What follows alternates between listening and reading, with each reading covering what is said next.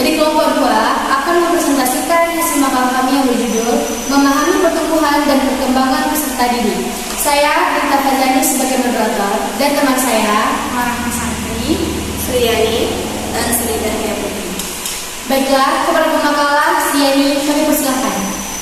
Peserta didik. Menurut hukum di Indonesia, peserta didik adalah suatu masyarakat yang sedang mengembangkan potensinya melalui proses pembelajaran, baik itu melalui jenjang, jalur, atau pendidikan tertentu. Menurut para ahli, peserta didik adalah individu yang belajar di lembaga tertentu atau peserta didik di bawah umur dengan rangkaian kemungkinan ini yang belum dikembangkan. Menurut para ahli, peserta didik adalah sebagai suatu individu yang belajar di lembaga tertentu atau peserta didik di bawah umur dengan rangkaian kemungkinan inti yang belum dikembangkan. Sedangkan menurut hukum di Indonesia, peserta didik adalah suatu anggota masyarakat yang mengembangkan potensinya melalui proses pembelajaran, baik itu jenjang, jalur, atau pendidikan tertentu. Anak didik adalah seseorang yang dapat pengajaran, sedangkan peserta didik adalah anak didik atau individu yang mengalami perubahan atau pengembangan, sehingga maksimal memerlukan bimbingan atau arahan dalam membentuk kepribadiannya. Peserta didik dalam pendidikan ialah suatu terpenting yang tidak bisa dipisahkan atau dihapuskan, karena jika tidak ada peserta didik, maka kegiatan belajar mengajar tidak terlaksanakan dengan baik. Ciri khas peserta didik ada 4. Yang pertama, individu yang memiliki potensi fisik atau psikis. Yang kedua, individu yang sedang berkembang. Yang ketiga, individu yang membutuhkan bimbingan individual atau perlakuan manusiawi. Yang keempat, individu yang memiliki kemampuan mandiri.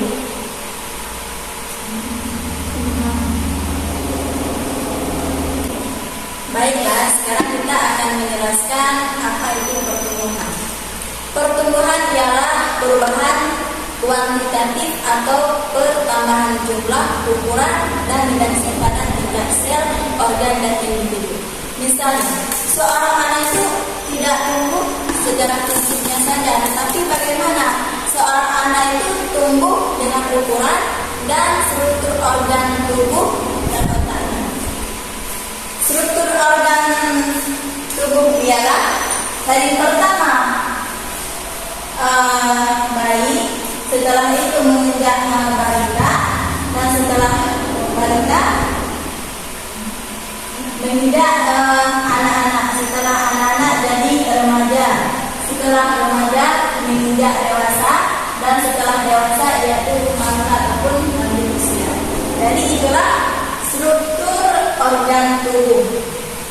Sedangkan tadi dari otak anak itu dibuktikan dengan cara kemampuan ia belajar dan mengingat, dan juga mempergunakan pikirannya itu dengan menggunakan pikirannya untuk berkembang.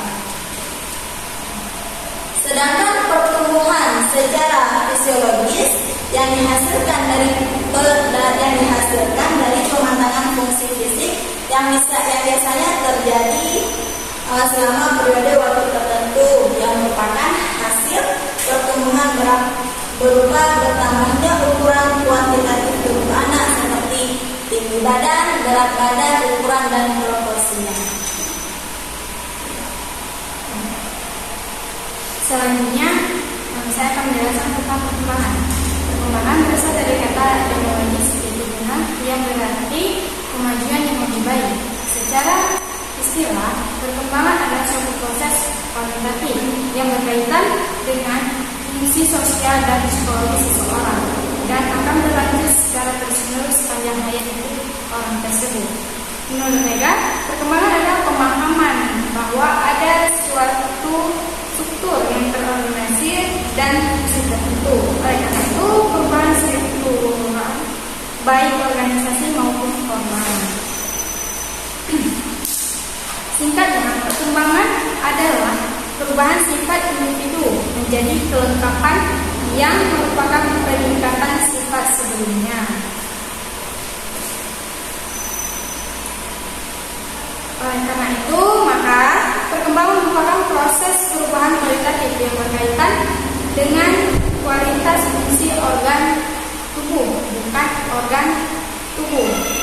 Maksudnya di sini lebih berfungsi pada organ tubuh, contohnya seperti tangan. Tangan fungsinya itu apa, bisa kalau pada tadi bisa menulis, fungsinya untuk menulis gitu. Sedangkan seperti mulut, organ tubuh mulut ini berfungsi seperti berbicara. Tadinya anak-anak mungkin yang masih bayi atau balita, dia ngomong yang sedap, ketika sudah beranjak usianya bisa menjadi berbicara lebih jelas lagi. Nah, itu. Jadi perkembangan itu lebih kepada fungsi organ tubuh, bukan pada organ tubuhnya. Soalnya proses perkembangan berlangsung seumur hidup, sedangkan pertumbuhan sering berakhir ketika seseorang sudah matang secara fisiknya. Perbedaan pertumbuhan dan perkembangan, yang pertama, pertumbuhan merujuk kepada perkembangan dalam ukuran yang menghasilkan pertumbuhan sel atau peningkatan hubungan antar sel. Sedangkan perkembangan dia berkaitan dengan organisme sebagai keseluruhan. Yang kedua, perbedaannya yaitu pertumbuhan merujuk kepada perubahan kuantitatif, sedangkan perkembangan merujuk kepada perubahan kuantitatif dan kualitatif. Selanjutnya, perbedaannya yaitu pertumbuhan merujuk kepada khususnya fisik, sedangkan perkembangan dia bersifat kepada kematangan struktur dan fungsi organ tubuh. Dan selanjutnya perbedaannya yaitu pertumbuhan tidak berlangsung seumur hidup, sedangkan perkembangan berlangsung seumur hidup. Selanjutnya, ada beberapa teori perkembangan lain yang relevan, yaitu yang pertama, teori nativisme.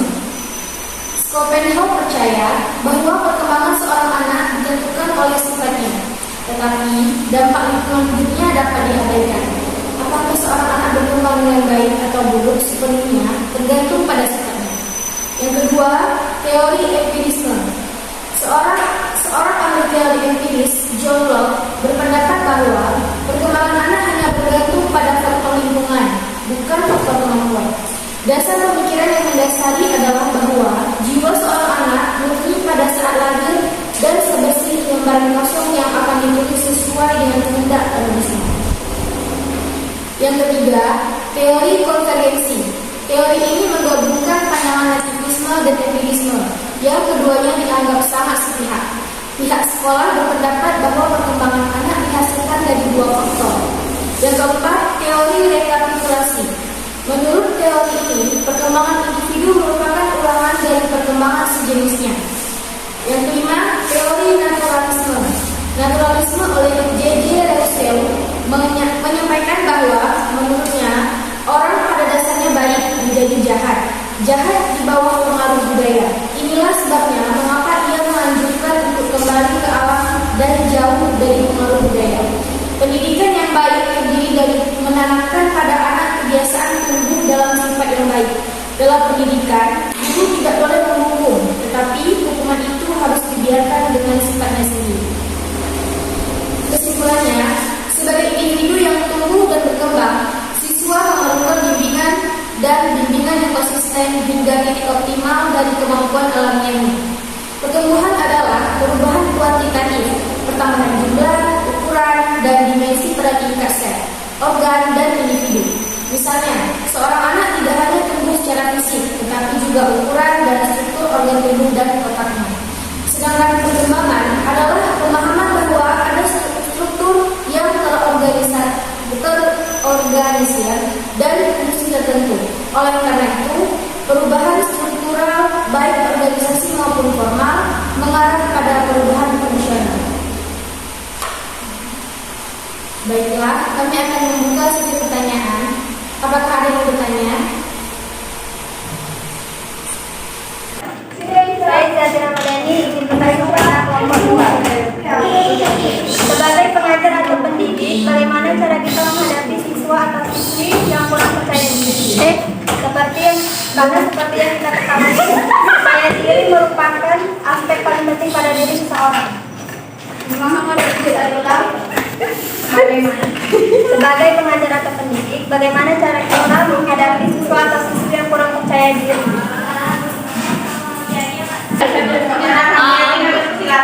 Assalamualaikum warahmatullahi wabarakatuh. Saya Fatliani bertanya. Jadi, bagaimana pertumbuhan fisik dapat berpengaruh pada perkembangan psikologis? Sekian, terima kasih. Kepada Aisyah, silakan. Perkenalkan, nama saya Aisyah. Saya ingin bertanya pada pemanala. Bagaimana menurut Anda tentang perkembangan etimologis bunga dalam pendidikan? Terima kasih. Saya akan menjawab pertanyaan dari Ustaz tadi. Bagaimana cara menghadapi siswa yang kurang percaya diri? Yang pertama, ajak siswa tersebut berbicara, di mana sebelum Anda melakukan sesuatu untuk meningkatkan rasa percaya diri, maka Anda perlu mengajak anak tersebut berbicara untuk mengetahui penyebab munculnya rasa tidak percaya diri. Yang kedua, jangan mengomentari. Omelan, umpatan sendiri, sindiran dan komentar berbau negatif lainnya yang Anda terima sehari-hari bisa menyebabkan Anda tidak percaya diri.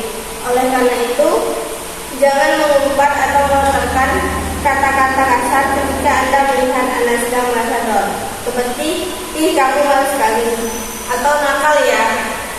Yang kedua, ajarkan mereka cara menyelesaikan masalah. Yang ketiga, biarkan mereka mengambil keputusannya sendiri.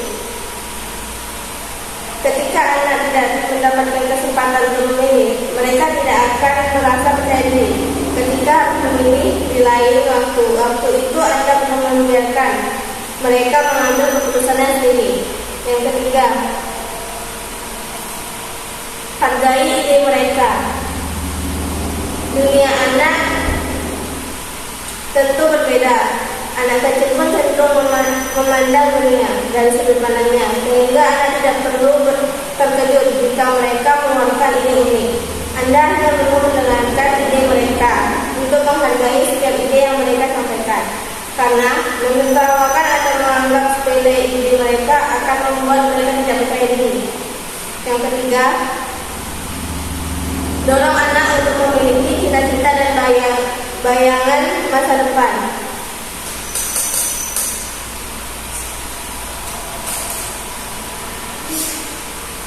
Apakah bisa diterima?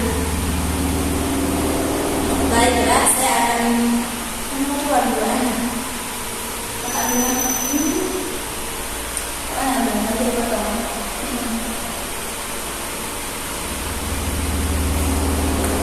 Baiklah, saya akan menjawab pertanyaan bagaimana fisik dapat berpengaruh pada perkembangan fisiologi.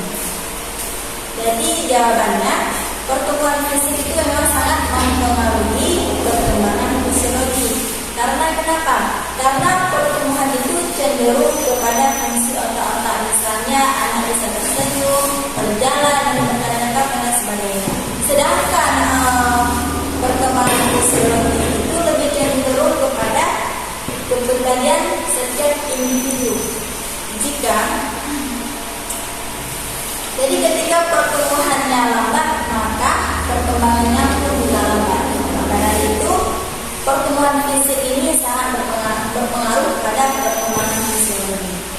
Apakah bisa diterima?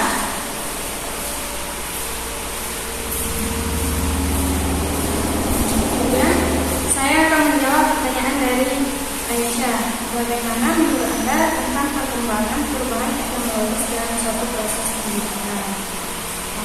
Sebelumnya kita harus mengetahui dulu apa itu etimologi. Etimologi adalah cabang ilmu linguistik yang mempelajari asal-usul suatu kata.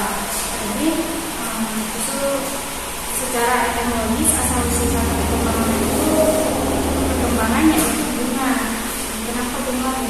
Karena arti bunga itu adalah suatu kemajuan yang lebih baik. Sebelum menjadi bunga kan ada proses-proses tertentu sehingga bisa menghasilkan bunga-bunga yang sejenisnya yang lebih indah yang cantik. Makanya perkembangan itu diambil secara teknologis itu dengan yang artinya kemajuan yang akan menjadi lebih baik, kemudian yang akan menjadi lebih baik. Itu bisa diterima. Baiklah, sekian dari hasil presentasi kami. Jika ada kesalahan, mohon maaf. Assalamualaikum warahmatullahi wabarakatuh.